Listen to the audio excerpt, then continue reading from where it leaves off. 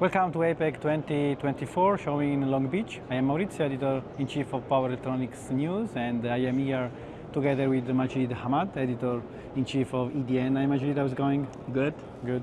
Well, so today is the second day, day 2, about APEC. A lot of news, wideband gap, not wideband gap. As yesterday, David Perot talked in the plenary sessions, mentioned about the importance of magnetic magnetic passive components. So not only power semiconductor, but also magnetic challenges. That is important. I would like to mention the talk yesterday, Majeed, in the plenary session from Power Integrations. We attended also the press conference. Yes. I liked the talk from Balu Balakrishan. He mentioned the golden rules for innovating, and talk about don't design only to meet standard, but in particular also to integrate to reduce materials, just from sustainability point of view, and so on. Just yesterday, also a nice talks about fusion energy. So we are starting to think about fusion. So this is maybe we need a long time, 2050, but is an important step. A lot of companies are working on. So Majeed, yes. what about from your point of view in this day 2? I think APEC?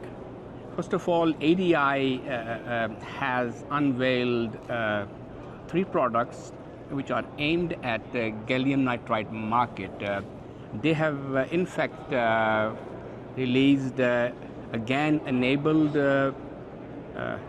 gate driver, Yes. as well as 2 GaN-enabled converters, and that shows that how GaN-centric design ecosystem is increasing and evolving over the time. Mm-hmm. And also I visited the Navitas booth and I asked them, what's happening in terms of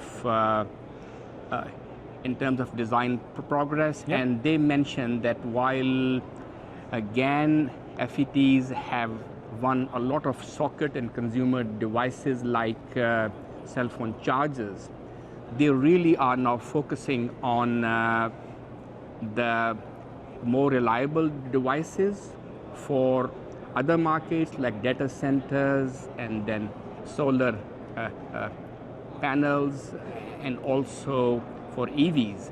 So they told me that they have launched a GaN safe device which incorporate short circuit protection as well as EMI handling capabilities. So I think while GaN devices made a lot of progress in the last couple of years in terms of design and control, now they're focusing on the reliability part to really address upscale markets like the data centers and EVs. Yeah, this is nice point. So reliability is an important point for wideband gap, GaN, and silicon carbide.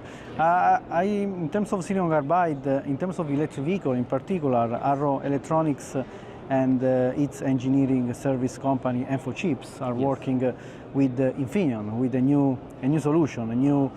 So they developed a 30 kilowatt DC fast charging reference platform, and they are showing here at APEC. So Infineon also introduced a new cool SiC, MOSFET 750. So I also visited Infineon's booth, and they specifically showed me 2 products which are really based on silicon, and that shows that still there's a lot going on in power electronics based on silicon products.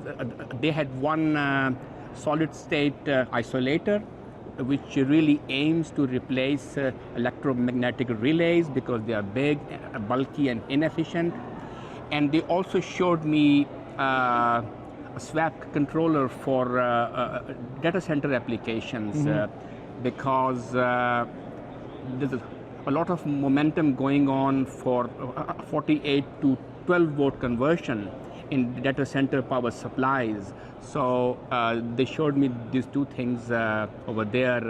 And again, while there has been so much talk about gallium nitride and silicon carbide, there is still a lot of things interesting in the silicon power space.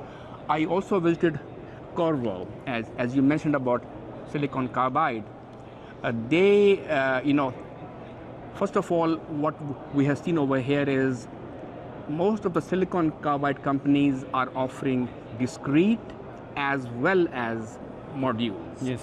And I think this is going to be the trend. And the second thing which Qorvo told us, that unlike the mainstream silicon carbide devices, which are MOSFETs, they are offering GFET discretes, and they're doing it for electrical reasons and leakage and heat management reasons. So I think a lot has been happening here in gallium nitride, silicon carbide, as well as silicon-based power devices here. Yeah, in terms of silicon carbide, there is also SemiQ, a company that is investing in silicon carbide, and yes. in these days announced 1200 silicon carbide MOSFETs. So yes. This new family. Also talking about not wide band gap, maybe we can mention the release of Nexperia with the new MOSFETs. Yes. This release includes 100 volt application specific MOSFET for several applications like PoE. So just back on GaN, I think that we will see new devices, not only GaN on silicon, GaN on sapphire, for example, in high voltage, like Transform is doing. And I could add one thing over here, because when I asked Navitas about the moving beyond 600 volt and 650 volt, they said yes, there is a possibility, and they are considering GaN on GaN devices.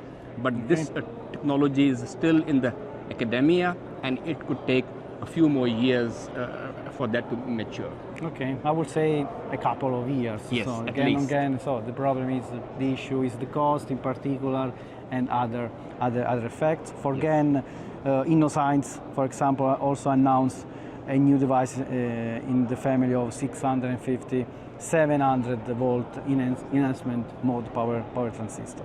So I guess a lot of news. Tomorrow there will be others. Majeed, are you ready? More to come, yes. Okay, good. Thank you everyone, and thank you Majeed. See you tomorrow. Thanks for listening.